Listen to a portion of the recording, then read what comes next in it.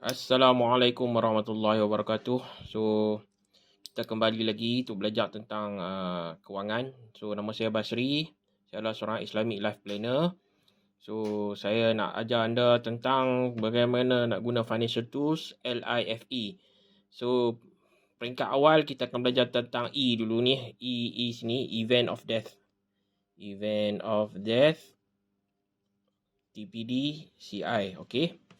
So, sebelum kita belajar tentang takaful, kita belajar apa itu insurans dan takaful. Sebab beza.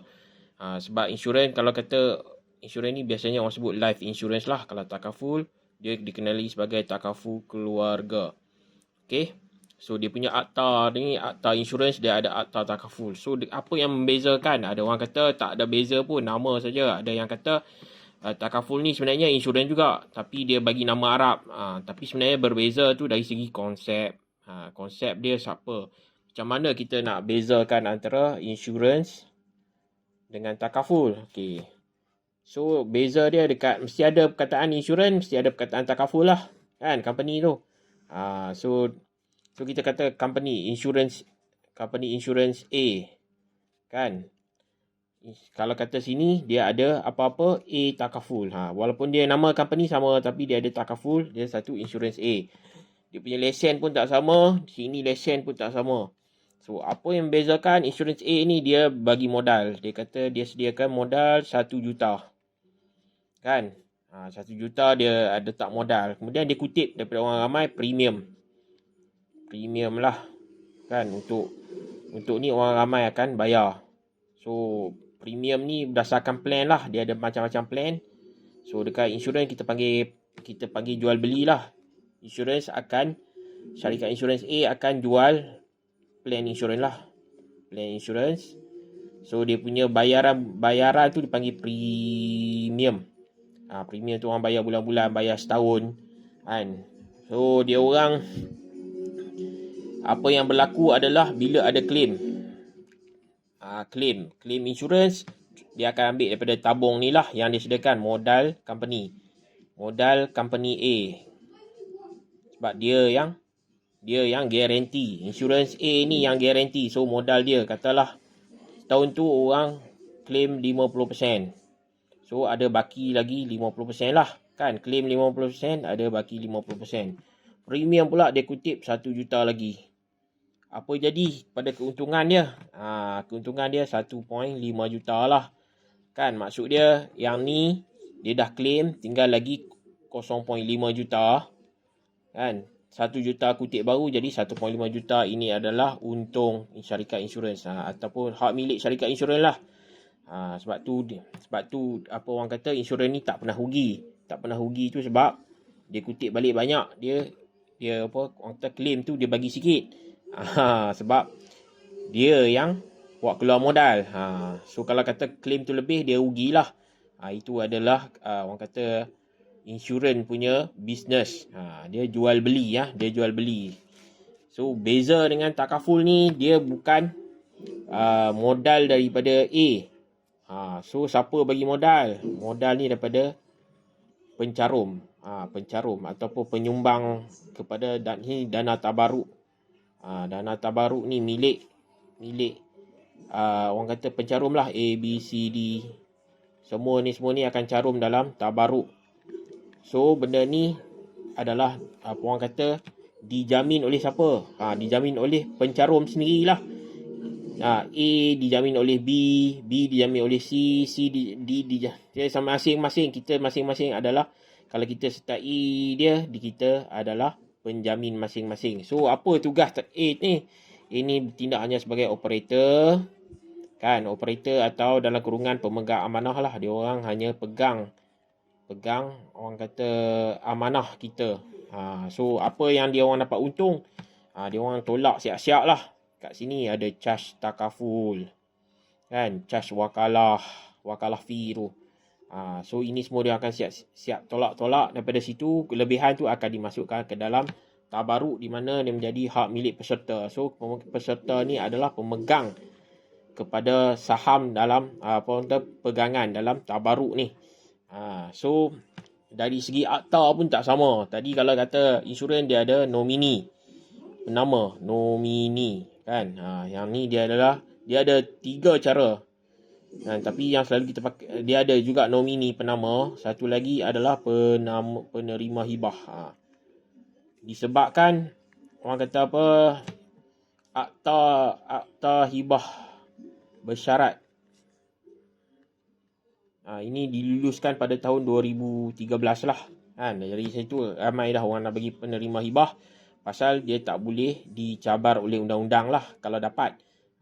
Tapi dari segi orang kata apa, cas takaful, cas wakalah ni satu yang orang kata yang sebenarnya yang orang kata menjadi untung kepada operator lah. Operator tu dia cas lah untuk dia punya urusan pentadbiran.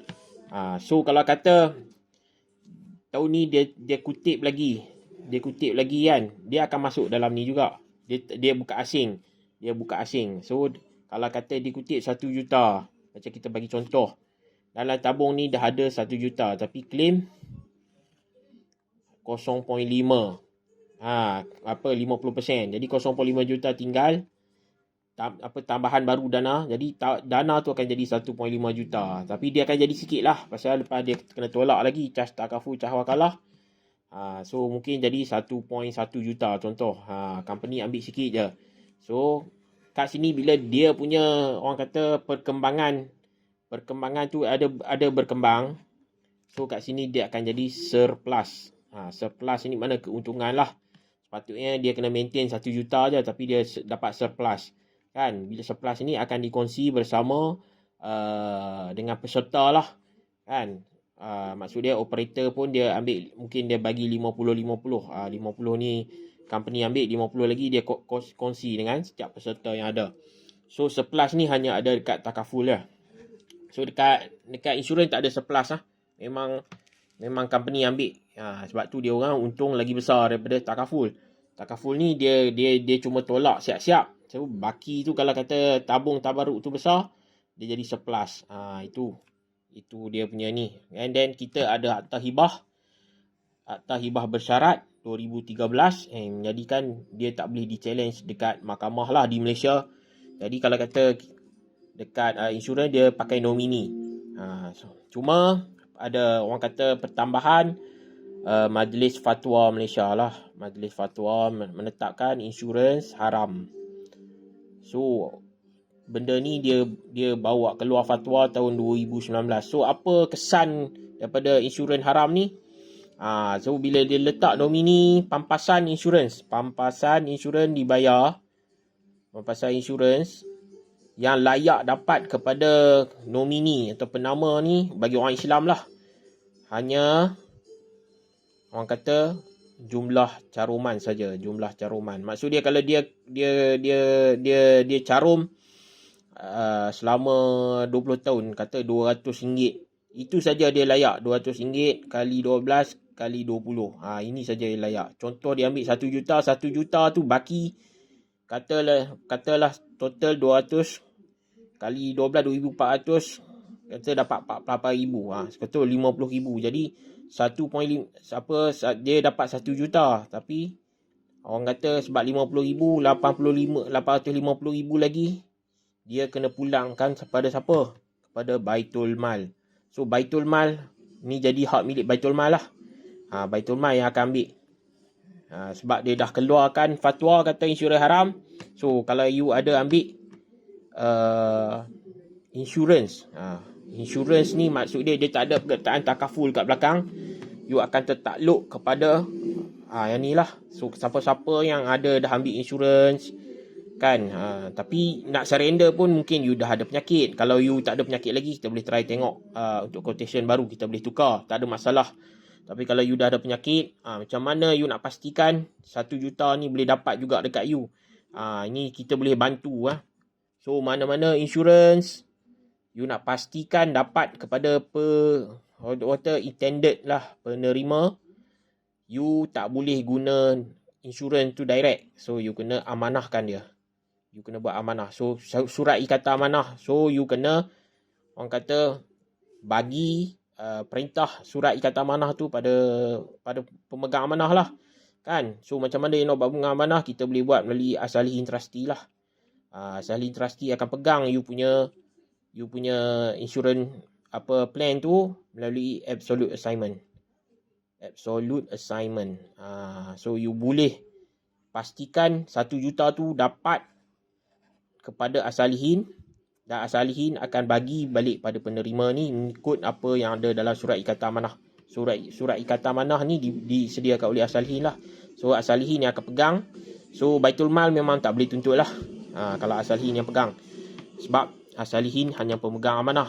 So dia bukannya sampai direct kepada penerima. So ini adalah cara satu lagi, you boleh surrender you punya takaful. Sebelum tu kita buat quotation dulu. You surrender you punya insurance plan, kita ambil takaful dan guna penerima hibah lah, atau hibah bersyarat 2013. Ini beza antara insurans dan takaful dekat Malaysia. Yang lain tu dia lebih kurang sama, contoh TPD benefit kan, ataupun kita kata critical illness benefit, ataupun medical card benefit.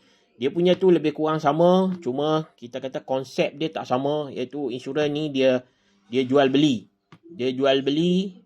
Kalau kata orang tu tak claim apa semua dia punya untung lah kan. Tapi kalau kata kat takaful ni, dia bukan jual beli, dia kita sama-sama tanggung risiko. Antara pencarum. So duit tu kalau kita tak claim pun, dia akan dibawa masuk dalam tabung tu, akan dikongsi bersama lebihan. So benda tu tetap jadi milik kita, walaupun kemudian kalau kata satu hari nanti kita ambil sampai umur 60, tapi kita 61 kita orang kata tak mati juga kan.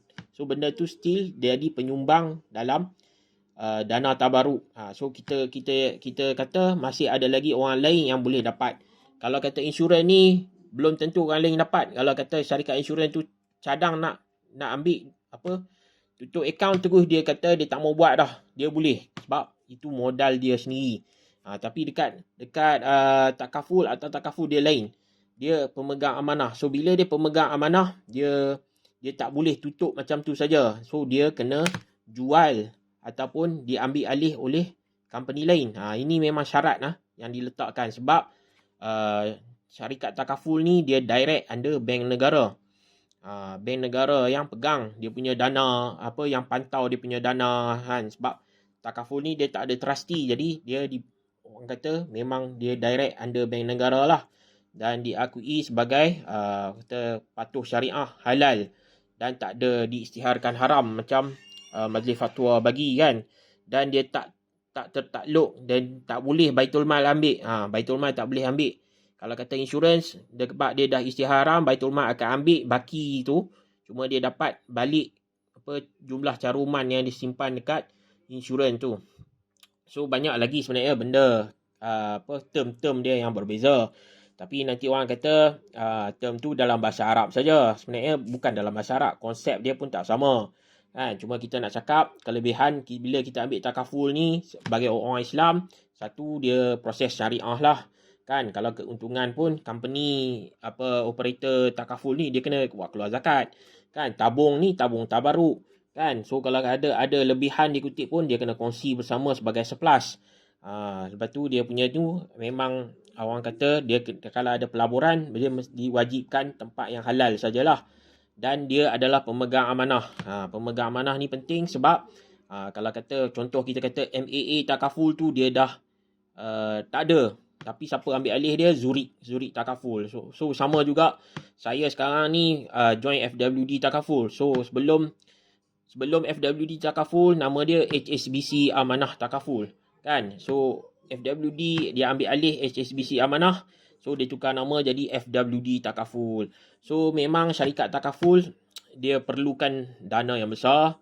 So kita sama-sama mencarum kan. So bagus dia dana ni juga kalau kata dia ada company re takaful lah. Ini untuk korporat lah. Company biasanya memang orang kata ada PIDM, tapi PIDM ni dia takat 250k je kan. Tabaruk ni besar, jadi dia orang pindahkan risiko. Kalau tak cukup orang kata jumlah tu, dia akan pergi kepada company re takaful. Kalau insurans dia ada re-insurance lah, dia kena bayar re-insurance. So beza. So dekat sini kita tahu proses dia semua melalui proses takaful, di mana semua orang akan jadi penyumbang, pencarum, di mana duit tu dia tak hilang, dia bukan jadi orang kata apa, jadi keuntungan pada company, sebab company dah ambil siap-siap dah cas takaful, cas wakalah. Kalau company insurans dah ada dah, cas insurans pun dia ambil kan. Fee macam-macam fee dia ambil. Kemudian dana ni pula kalau kata apa yang dia kumpul ni, dia kumpul ni bukannya masuk direct dalam dia punya ni, akan jadi dia punya keuntungan. Baki yang claim tak, yang dia orang claim kurang kan, ada baki lagi, tu pun dia punya keuntungan. Tak macam tabaruk ni dia sentiasa orang kata jadi apa, tiap tahun dia kena tambah, bukan keuntungan pada syarikat. Cuma bila ada lebihan dia jadi surplus lah. So ini yang kita sebenarnya kita kena buka dulu kan. So jangan cakap apa insurans dengan takaful ni sama. Dia punya konsep melindungi tu sama, tapi dia punya cara orang kata dana tu diuruskan berlainan. Dana dia memang kita pakai konsep Islamik, ikut syariah lah. Okay, so dari hari ni kita kena faham kenapa kita ambil takaful bukan life insurance, sebab majlis fatwa dah istihad haram. Jadi dia punya kelemahan dia kat situlah. Kalau kata ambil 1 juta pun nanti baki tuntutan tu hanya dapat orang kata caruman saja. Ya, dipulangkan yang baki tu semua Baitul Mal ambil. So kalau kata you nak bagi kat Baitul Mal, you ambil insurans lah. Kan? Kalau rasa nak bagi hibah dekat family, ambil lah takaful. Kita boleh letak hibah bersyarat dekat sini. Okay? Ini secara kasar je. Nanti next kita akan masuk lagi secara detail apa itu takaful keluarga tu macam mana, dia punya proses macam mana, berapa company yang ada dalam takaful ni, insyaAllah. Supaya kita ada ilmu dan kita tak mudah orang kata ditipu, ataupun orang kata bila ejen cakap kita faham apa yang ejen tu nak jual kat kita. Sebab kita nak beli pun kita kena faham juga. Kan, kita nak ambil apa pun kita kena faham. Bila kita faham, ada ilmu, baru kita boleh buat keputusan. Okay. Assalamualaikum warahmatullahi wabarakatuh.